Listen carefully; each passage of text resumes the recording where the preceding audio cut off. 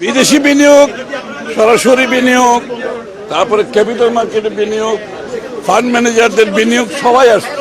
Budget প্রথমত বাংলাদেশের জন্য, বাংলাদেশের প্রত্যেকটি অঞ্চলের যে সম্ভাবনা আছে সেটাকে মাথায় রেখে বাজেট করা হয়েছে এবং সেই সম্ভাবনাগুলোকে আমরা কিভাবে কাজে লাগাতে পারি। চট্টগ্রামের সম্ভাবনা স্বভাবতই অনেক বেশি, কারণ হচ্ছে এখানে বন্দর আছে, এখানে সমুদ্র বন্দর শুধু না, চট্টগ্রামে একটা ভৌগোলিক অবস্থান আছে, স্ট্র্যাটেজিক একটা অবস্থান আছে। সব কিছু মিলিয়ে চট্টগ্রামের সম্ভাবনাকে মাথায় রেখে আমাদের পরিকল্পনায় অনেক কিছু আমরা নিয়ে আসছি। এখানে আমরা 600 একর জমি নিয়ে ফ্রি জোনের, নদীর ওপারে ফ্রি জোনের একটা সিদ্ধান্ত নিয়েছি। চিটাগাংয়ে অনেকগুলো পোর্ট আমরা করতে যাচ্ছি, একসাথে করতে যাচ্ছি। চিটাগাং কি, যেটা আগে আমি বারবার বলেছি চট্টগ্রামকে একটা লজিস্টিক্যাল হাব করার জন্য, সেটার বাজেটে সেটার প্রতিফলন ঘটেছে এবং চট্টগ্রাম এয়ারপোর্ট নিয়েও চিন্তা আছে, এটাকে কার্গো হাব, প্যাসেঞ্জার হাব করার এটাও আছে পরিকল্পনার মধ্যে।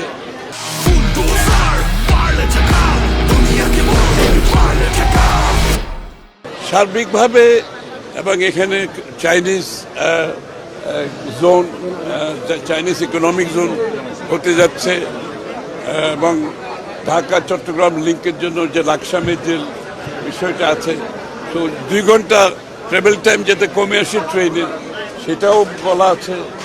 সবগুলো হলে চট্টগ্রাম থেকে যে করিডোর বাংলাদেশের সাথে, সেটা হবে, লজিস্টিক্যাল হাব হবে, বন্দরগুলো অনেক বেশি পরিমাণে কাজ করতে পারবে। আবার ওদিকে আপনার মাতার বাড়ি একটা বড় ধরনের কার্যক্রম হাতে নেওয়া হয়েছে।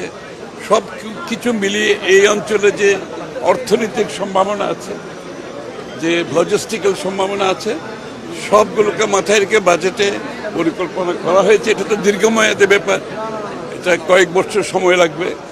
কাজগুলো ইনশাআল্লাহ যত তাড়াতাড়ি সম্ভব আমরা শুরু করার চেষ্টা করছি।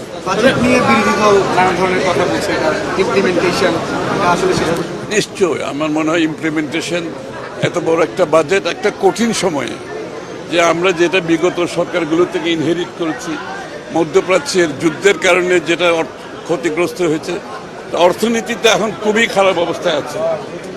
যেটা আমরা পেয়েছি এখান থেকে আগে বেরিয়ে আসতে হবে, এই ভঙ্গুর অর্থনীতি থেকে বেরিয়ে এসে স্থিতিশীল করতে হবে, তারপরে সম্ভাবনার দিকে যাব, তারপরে অর্থনীতি তার যে আমরা এই যে প্রসপ্যারিটি যেটা বলতেছি, সেটা শুরু হয়ে যাবে 3য়-4র্থ বছর থেকে হয়ে যাবে ইনশাআল্লাহ, এবং অর্থনীতি ঘুরে দাঁড়াবে।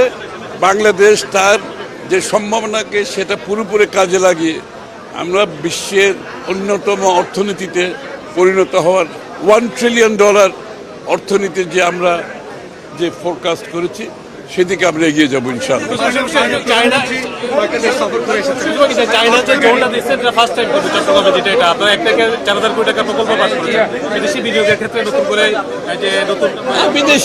বিদেশি বিনিয়োগ, সরাসরি বিনিয়োগ, তারপরে ক্যাপিটাল মার্কেটে বিনিয়োগ, ফান্ড ম্যানেজারদের বিনিয়োগ, সবাই আসছে। বাংলাদেশ এখন ডেস্টিনেশন ফর বিনিয়োগ।